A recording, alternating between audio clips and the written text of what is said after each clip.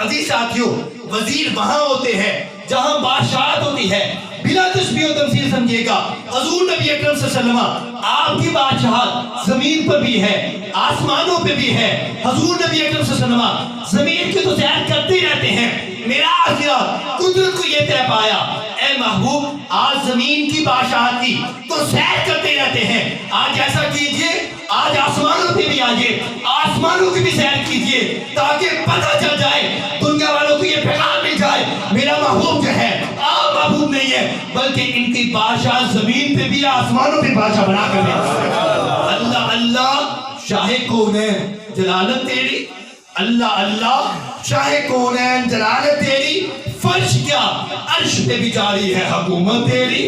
عزیز ساتھیوں آخری حکمت اور اس میں بات کو ختم کر دوں گا. ایک حکمت معراج کی یہ بھی تھی معراج کیوں کروایا گیا اس کی حکمتیں کیا ہے.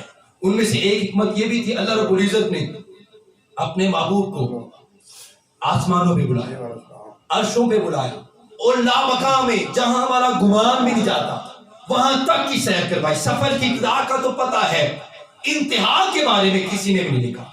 وہ کیسے کیسے اللہ رب العزت نے لامکان کی سیر کروائی وہ ہمارے گمان میں آنے والی چیزیں نہیں ہیں.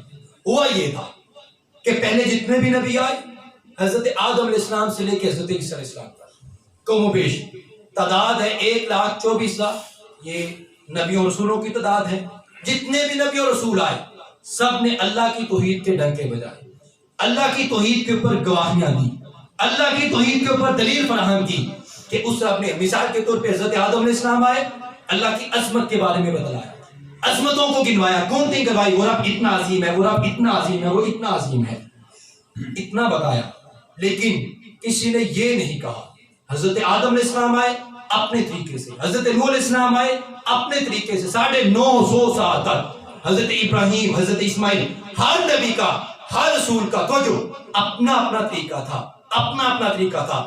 اللہ کی توحید کے اوپر سب نے دلائل فراہم کیے وہ رب اتنا عظیم ہے کائنات کو بنانے والا اس نے یہ عظمت عطا فرمائی اس نے یہ عظمت عطا فرمائی ہے. لیکن کسی نے یہ نہیں کہا کہ میں نے رب کو دیکھا بھی ہے. سبحان اللہ. کسی نے یہ نہیں کہا کہ میں نے رب کو دیکھا بھی ہے. کسی نے یہ دعویٰ نہیں کیا. سارے نبی آئے اپنے اپنے طریقے کے ساتھ پیغام پہنچاتے رہے. اب حضور کی جب باری آئی میرے مصطفیٰ کریم صلی اللہ علیہ وسلم حضرت موسیٰ علیہ السلام کو اٹھا کے دیکھی تو حضرت موسیٰ علیہ السلام کی قوم نے تو یہاں تک کہہ دیا تھا لن نؤمن لک حتی نری اللہ جہرا. اے موسیٰ اس وقت تک آپ کو نہیں مانیں گے جب تک رب دکھائیں گے نہیں جب تک رب دکھائیں گے نہیں. وہاں تو بات یہاں تک پہنچ گئی تھی رب دکھائیں گے تو پھر آپ کو مانیں گے. عزیز ساتھیوں یہاں پہ دو چیزیں ہیں. ایک بات تو یہ ہے کسی صحابی نے یہ نہیں کہا تھا یا رسول اللہ رب دکھائیں گے تو پھر آپ کو مانیں گے. یہ بھی نہیں کہیں بھی ملتا. حدیث کو اٹھا کے پوری ذمہ داری سے کہہ رہا ہوں کسی نے نہیں کہا. وجہ کیا ہے محدثین فرماتے ہیں کہ وہاں جب انبیاء کو دیکھ لیتے تھے کسی اور کو بھی دیکھنے کی حاجت رہتی تھی طلب رہتی تھی. جب مصطفیٰ کریم کی باری آئی صحابہ آتے چلے گئے کلمہ پڑھتے چلے گئے. کوئی فارس سے آ گیا کوئی روم سے آ گیا عزیز ساتھیوں کوئی حبشہ سے آ گیا. آج پوری دنیا کے اندر ان کے ماننے والے ہیں. کسی نے بھی تقاضا نہیں کیا رب دکھائیں گے پھر آپ کو مانیں گے. وجہ اس کی یہ ہے محدثین یہ فرماتے ہیں کہ اللہ رب العزت نے اپنے محبوب کو سونا اتنا بنایا تھا جمال اتنا عطا فرمایا تھا کمالات اتنے عطا فرمائے تھے جو حضور کو دیکھ لیتا تھا اس کو پھر کسی اور کو دیکھنے کی حاجت نہیں رہتی تھی. اس کی زبان پہ یہی ہوتا تھا جس رب نے اپنے محبوب کو اتنا سونا بنایا ہے خود اندازہ کیجئے گا وہ رب کتنا سونا ہوگا.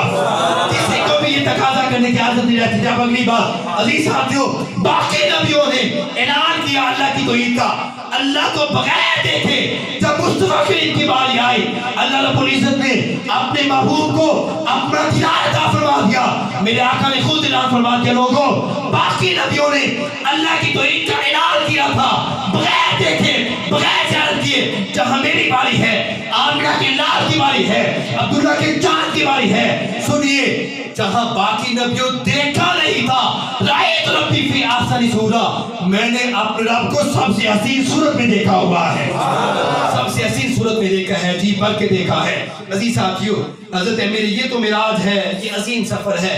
हजरत अमीर मुआविया के हवाले से अर्ज कर देता हूँ। असहाबे कहफ का एक नुक्ता सिर्फ, असहाबे कहफ की आपने कहा ये जन्नती है, सुभान अल्लाह। फरमान होता है ये जन्नती है। असहाबे कहफ की सोहबत में कुत्ता बैठे तो जन्नती, वो खुशकिस्मत। और मौलाना रूम फरमाते हैं यक ज़माना सोहबत औलिया बेहतर अज 100 साल ताअते बेरिया। फरमाते हैं कि एक वली की सोहबत में बैठना 70 साल की ताअते बेरिया से अफजल है। इसने कहा, मौलाना रूम फरमाते हैं वली की सोहबत में बैठना 70 साल की इबादत से अफजल है। असहाबे कहफ की सोहबत में कुत्ता बैठे वो जन्नती हो जाता है। अजीज साथियों, वो वलियों की सोहबत में बैठे कुत्ता इतना अफजल वाला है, इतनी शान वाला है। खुद अंदाजा कीजिएगा जिन्हें नबियों के इमाम की सोहबत मिली हुई है, क्या बात है। जिन्हें नबियों के इमाम की सोहबत मिली है, उस अबू बकर की इज्जत का आलम क्या होगा। जब हुस्न था उनका जलवा नुमा, सुभान अल्लाह। जब हुस्न था उनका जलवा नुमा, अनवार का आलम क्या होगा। हर कोई फिदा है बिन देखे दीदार का आलम क्या होगा। हजरत अबू बकर की इस्मत का आलम क्या होगा, हजरत उमर की इस्मत का आलम क्या होगा, हजरत उस्मान की इस्मत का आलम क्या होगा, हजरत मौला कायनात की इस्मत का आलम क्या होगा। आखिरी बात, हजरत अमीर मुआविया, आपकी इस्मतें बहुत बड़ा, आप कातिबे वही भी हैं, आप तमाम तर सहाबा की इस्मतें, हम नबी के हर सहाबी का एहतराम करते हैं, लेकिन हम मुकाबलाबाजी में नहीं आते। मुकाबलाबाजी हजरत सैयदना सिद्दीक़ अकबर सबसे आला है, हजरत उमर फारूक आपका दूसरा नंबर है, हजरत सैयदना उस्मान गनी आप उसके बाद अफजलियत, हजरत मौला कायनात आपका चौथा नंबर। ये सहाबा इकराम की अफजलियत है। हजरत अमीर मुआविया का और हजरत मौला कायनात